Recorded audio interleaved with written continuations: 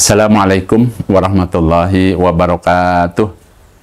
Alhamdulillahirabbil alamin. Asyhadu an la ilaha illallah wa asyhadu anna Muhammadan abduhu wa rasuluh sallallahu alaihi wasallam wa ala alihi wa ashabihi amma ba'da. Bapak Ibu yang dirahmati Allah, kembali di sini saya akan menjawab beberapa pertanyaan yang masuk di kolom komentar. Silahkan Bapak Ibu yang ingin melaksanakan umroh, yang ingin melaksanakan ibadah haji, supaya sama-sama menyimak agar menambah wawasan dan juga menambah keilmuannya. Baik Bapak Ibu, yang pertama ini ada pertanyaan dari Rohayati, insya Allah Ibu Rohayati namanya. Assalamualaikum, mau bertanya Abah. Waalaikumsalam. Kalau membadalkan yang sudah meninggal, apakah pakai bin atau tidak? Tolong Abah penjelasannya. Terima kasih Abah. Baik, Abah akan jelaskan. Mengenai badal umroh ini, Bapak Ibu, memang ada lafadznya yang memang harus diucapkan. Ya, lafadznya labbaik Allahumma umrotan an titik-titik. Titik-titiknya itu loh, titik-titiknya disebutkan nama yang diumrohkannya. Contoh, misalnya bapaknya sudah meninggal, namanya Bapak Ibrahim. Bagaimana cara mengucapkan ya, lafadznya, yaitu labbaik Allahumma umrotan an Ibrahim. Boleh. Atau labbaik Allahumma umrotan an Ibrahim bin Arjuna umpamanya. Boleh seperti itu, ya. Jadi intinya memang dalam hal ini ya, tidak wajib harus disertakan binnya. Yang penting sebutkan saja nama orangnya. Itu ya. Tuntunannya seperti itu. Nah, kemudian Abah sedikit jelaskan mengenai badal umroh ini ada beberapa syaratnya. Yang pertama, ya, orang kalau sudah meninggal itu boleh dibadal umrohkan. Badal itu artinya digantikan, diganti. Ya, digantikan oleh orang lain. Ya, makanya dibadal umrohkan. Ya, tadi apa yang pertama, orangnya sudah meninggal. Yang kedua, ya, apabila seseorang itu mengalami sakit berat, sedangkan dia belum pernah umroh. Ini umpamanya pengen umroh, tapi dia betul-betul sakit berat, di mana sakitnya itu tidak diharapkan kesembuhannya. Nah, itu bisa dibadal umrohkan. Adapun yang ingin membadal umrohkannya harus pernah umroh. Nah, itu tuntunannya seperti itu, ya. Nah, kemudian yang kedua, Assalamualaikum warahmatullahi wabarakatuh. Waalaikumsalam warahmatullahi wabarakatuh. Abah, saya ingin bertanya, kalau ingin melaksanakan umroh tapi lupa mandi ihram, itu bagaimana Abah? Apakah tetap melaksanakan umrohnya atau bagaimana? Ya. Nah, ini Abah akan jelaskan. Apabila seseorang itu lupa, karena ini pertanyaannya, ya, pertanyaannya tadi lupa tidak mandi janabat pada saat akan umroh, ya, atau biasa disebut mandi ihram. Itu bagaimana? Ya, apakah dilanjutkan karena mungkin sudah berjalan atau bagaimana? Sah apa tidak ibadah umrohnya? Jawabannya, ya, apabila terjadi seperti itu, maka silahkan dilanjutkan. Ya. Nah, kemudian bagaimana umrohnya? Umrohnya tetap sah dengan catatan dia bisa melaksanakan rukun umrohnya. Rukun umroh, 1, niat ihram umroh. Nah, itu harus dilaksanakan. Yang kedua, tawaf di Baitullah sebanyak 7 putaran. Kemudian sa'i Safa Marwah 7 perjalanan, 7 kali. Ya. Nah, kemudian ya, dilaksanakan secara tertib. Maksudnya tertib di sini adalah urut-urutannya harus teratur. Contoh, niat ihram umroh. Setelah itu apa? Tadi ya, tawaf di Baitullah sebanyak 7 putaran, kemudian sa'i Safa Marwah 7 perjalanan. Itu ya, seperti itu. Itu yang namanya tadi rukun umroh. Apabila rukun umrohnya terpenuhi, maka tetap sah walaupun tidak mandi janabat, walaupun tidak mandi ihram. Sebab apa? Sebab mandi ihram atau mandi janabat ini hukumnya sunnah. Itu ya. Baik, kita lanjut. Yang ketiga, dari Neng Suryani. Assalamualaikum warahmatullahi wabarakatuh. Waalaikumsalam warahmatullahi wabarakatuh. Semoga Abah sehat selalu. Amin. Abah, apakah badal haji ada niat jamaknya? Terima kasih penjelasannya. Jawabannya, niat jamaknya berarti niat disatukan. Jadi untuk badal haji atau badal umroh itu dikerjakannya itu harus satu persatu. Satu nama ya, untuk satu perjalanan umroh atau satu umrohan. Begitu juga dengan haji.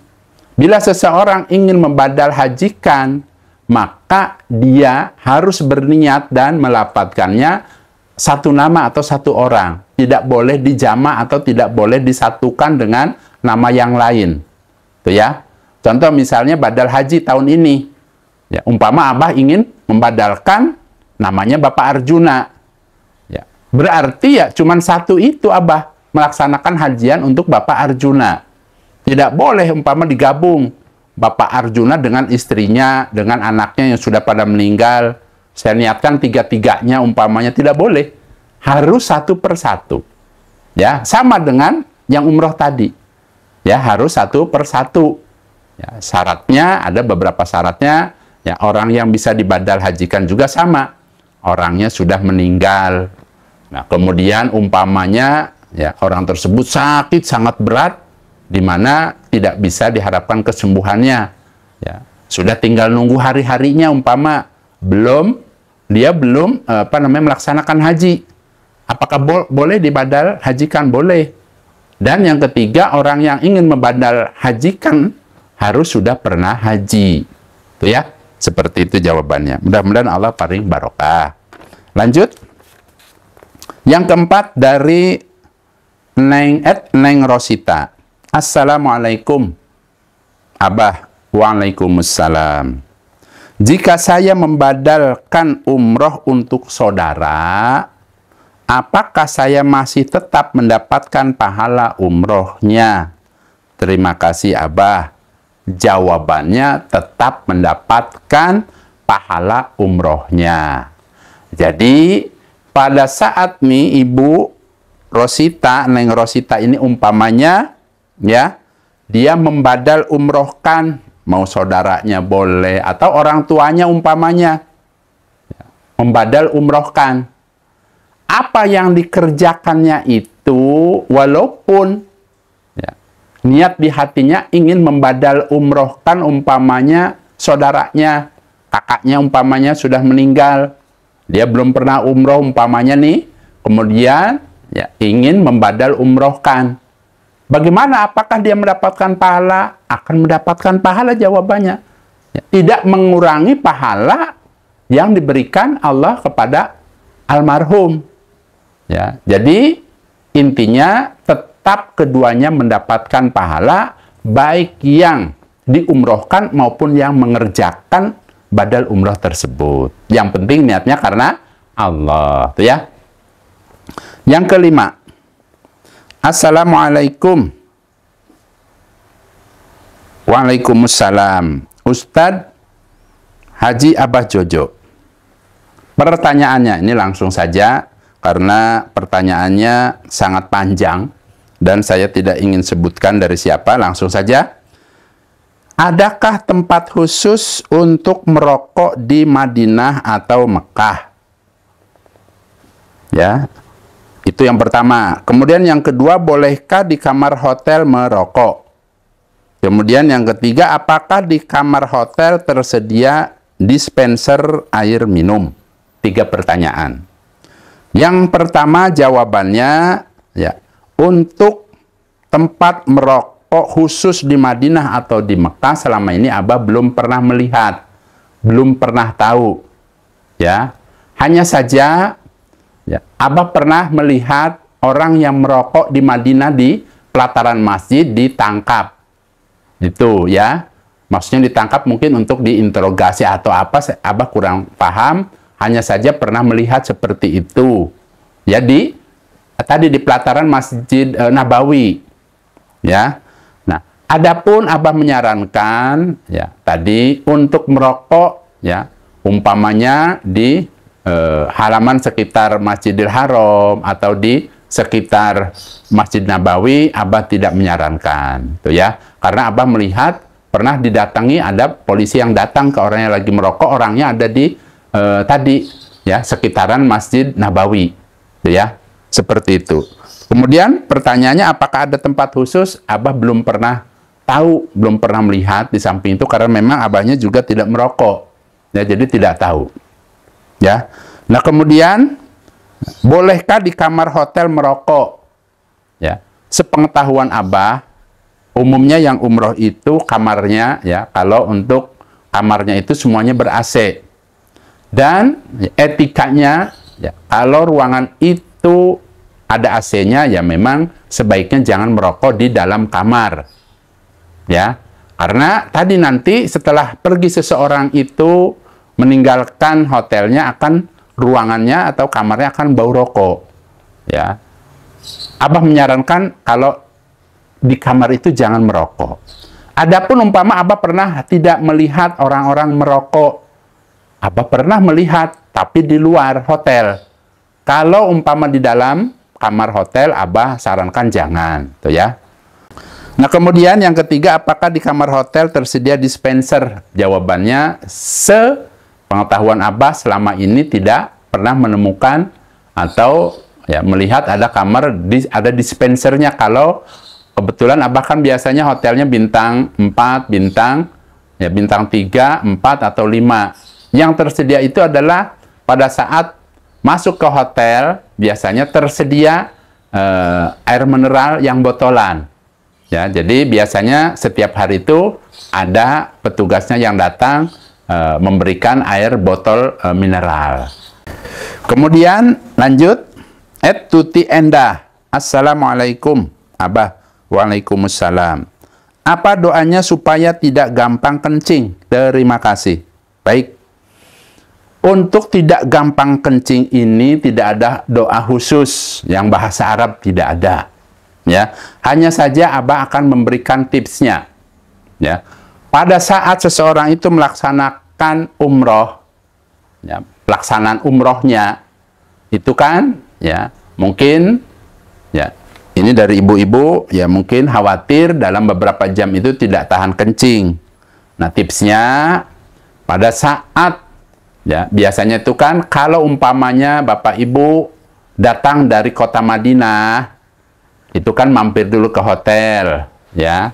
Nah, di situ ya Bapak Ibu biasanya makan dulu dan lain sebagainya. Abah sarankan makannya jangan terlalu banyak tuh yang pertama. Biasa sajalah, sedang-sedang aja. Kemudian minumnya juga secukupnya saja supaya tidak pipis, itu tujuannya. Itu tipsnya. Ya. Nah, kemudian ya pada saat akan menuju ke Masjidil Haram, ya, sebelumnya supaya berdoa, boleh berdoanya di kamar. Minta kepada Allah agar tidak mudah pipis, agar lancar ibadahnya, agar tidak batal wudhunya. Silakan pakai bahasa yang sehari-hari, karena tidak ada kewajiban pakai bahasa Arab, umpamanya tidak ada. Dan harus diingat, Bapak Ibu, ya, doanya makbul. Ada 2 hal yang perlu Abah jelaskan. Orang yang umroh ini merupakan tamunya Allah. Ada dalam hadis itu dijelaskan, bila dia meminta maka Allah akan beri. Berarti kan doanya makbul. Itu yang pertama. Jangan ragu. Yang kedua, Bapak Ibu, di dalam perjalanan melaksanakan ibadah umroh dari tanah air itu, pada saat keluar dari rumahnya menuju ya, Mekah Madinah, berarti dalam keadaan musafir. Dan orang yang sedang musafir itu doanya mustajab. Tinggal dari Bapak Ibu pertama niatkan, punya keyakinan yang tinggi bahwa doanya itu Allah akan kabulkan. Jadi harus punya keyakinan. Karena memang dalilnya seperti itu.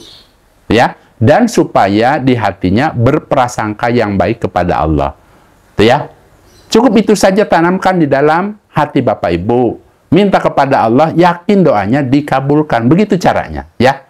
Contoh misalnya, ya Allah, saya hari ini alhamdulillah sudah datang ke kota Mekah. Saya ini tamu Engkau ya Allah.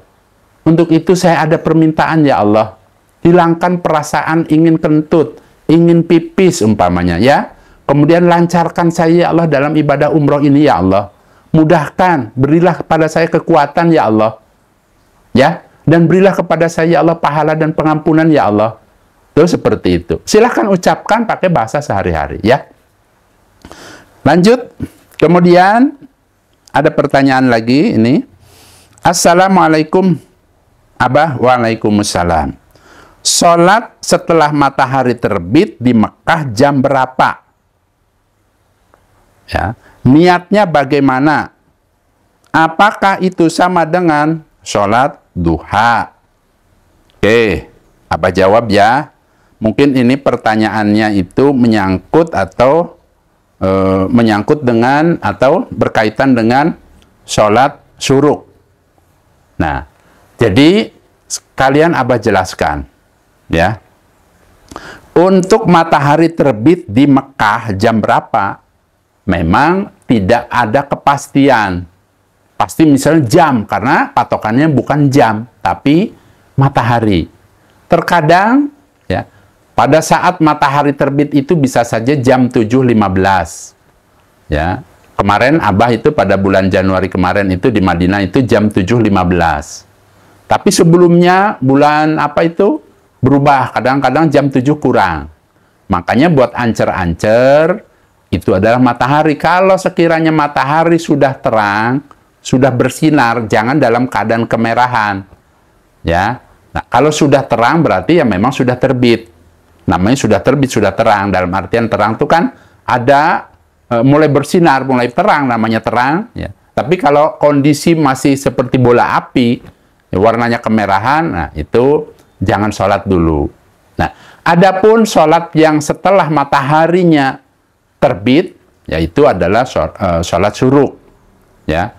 Nah, untuk melaksanakan sholat ini, sholat setelah matahari terbit, memang ada gandengannya. Dalam hadis itu dijelaskan, sholat syuruk ini, ya, itu apabila seseorang, ini caranya, prakteknya saja ya.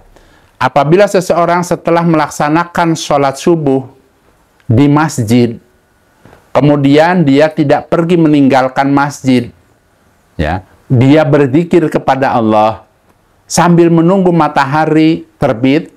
Setelah terbit, maka sholat 2 rakaat orang tersebut, maka dia akan mendapatkan pahala haji dan umroh yang sempurna. Berarti pahalanya haji dan umroh yang sempurna. Ya. Haji yang sempurna, haji yang betul-betul sempurna. Berarti kalau ingin mendapatkan pahala haji yang sempurna, ya silahkan lakukan itu. Nah, apakah itu sama dengan sholat duha? Tidak sama. Kalau sholat duha itu silahkan ya, Bapak Ibu lakukan pada saat sudah masuk waktu duha. Tidak perlu ya, sholat berhubungan dengan sholat subuh. Kalau ini gandengannya, ada gandengannya, maksudnya sudah ada syariatnya. Setelah sholat subuh, jangan kemana-mana tuh, kecuali ada udzur.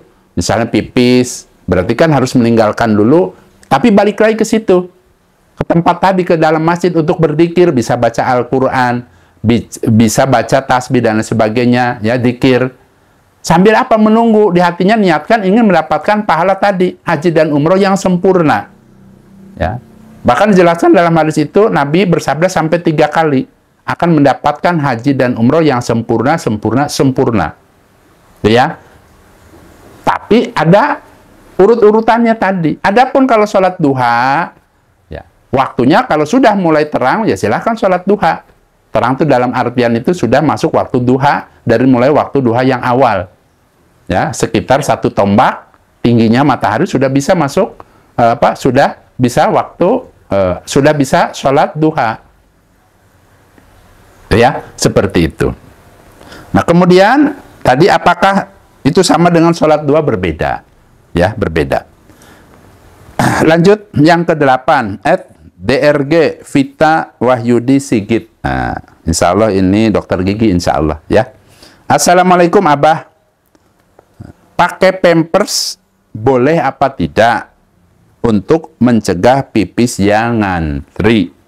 Nah, ini mungkin pertanyaannya adalah bila seseorang, ya karena ini kan yang bertanya insya Allah wanita, pada saat seseorang itu sedang berihram, baik itu ihram haji maupun berihram untuk umroh, dibolehkan seorang wanita pakai pampers. Ini untuk wanita. Kalau untuk laki-laki tidak boleh. Tapi andai kata ingin tetap memakai, itu kan larangan, tetap ingin pakai pampers, maka terkena dam kalau laki-laki. Ya. Tetap kena dam 1 ekor kambing. Ya, karena itu merupakan bentuk celana. Ya, kalau untuk laki-laki, tapi kalau untuk wanita ya boleh-boleh saja tidak terkena dam. Ya, kalau pada saat umroh maupun hajian. Nah, di sini memang Abah menyarankan apabila seorang wanita yang sedikit-sedikit umpamanya pengennya pipis atau barangkali khawatir antriannya terlalu panjang, nggak tahan, ya memang Abah menyarankan pakai pampers atau merek yang lainnya juga boleh ya. Ya ini karena ini pertanyaan pampers ya, pakai popok maksudnya ya, popok orang dewasa. Dan tadi ya biasanya yang ngantri itu pada saat hajian itu adalah di Musdalifah. Luar biasa biasanya ngantrinya. Nah, silahkan boleh dipakai. Hanya saja nanti pada saat akan melaksanakan sholat, ya, harus dilepas, harus diganti, dan harus cebok. Maksudnya disucikan. Ya, disucikan dulu tubuhnya. Ya, walaupun tadi pipisnya kan kena langsung kena pampersnya, tapi tetap pada saat mau sholat dilepas, ganti yang baru. Tapi setelah dilepas itu dulu, cebok dulu, sucikan dulu, kemudian boleh pakai ganti yang baru, yang suci. Barulah melaksanakan sholat. Tuh ya. Lanjut. Satu lagi. Muhadi SPD. Assalamualaikum Abah. Waalaikumsalam. Saya mau tanya, ketika di hotel di Mekah, kalau mau mandi, apakah kain ihramnya boleh dilepas? Jawabannya boleh. Jadi, apabila seseorang yang sedang berihram, baik haji maupun umroh, ini kita bicara laki-laki ya. Ya, laki-laki kan biasanya kainnya hanya 2 helai kain. Kalau ingin mandi, apakah boleh? Boleh, lepas di kamar mandi, mandi. Ya, silahkan boleh. Abah, saya khawatir rambutnya umpamanya tidak sengaja ada yang terjatuh, bagaimana? Tidak apa-apa. Abah sudah kaji hadisnya ya. Umpama ingin mandi, tidak usah khawatir, boleh dilepas pakaiannya kemudian mandi. Begitu juga dengan seorang wanita. Pada saat dia sedang berihram, umpama ada keperluan ingin mandi, dibolehkan mandi, buka lepas pakaiannya di kamar mandi kemudian mandi. Itu ya. Assalamualaikum. Waalaikumsalam. Ibu mau bertanya, apakah bayar Abah kalau membadalkan umroh? Orang tua keduanya udah meninggal, juga suami ibu. Mohon penjelasannya Abah. Untuk badal umroh ini, ya, pada saat ya ibu ini kan mau umroh umpamanya, ya silahkan melaksanakan umroh. Nah, setelah umroh kan nggak langsung pulang biasanya, ada waktu di situ beberapa hari di Mekah. Nah, di situ silahkan ibu bisa membadal umrohkan suaminya atau kedua orang tuanya. Hanya saja 1 per 1 ya, tidak boleh didobel. didobel namanya sekaligus.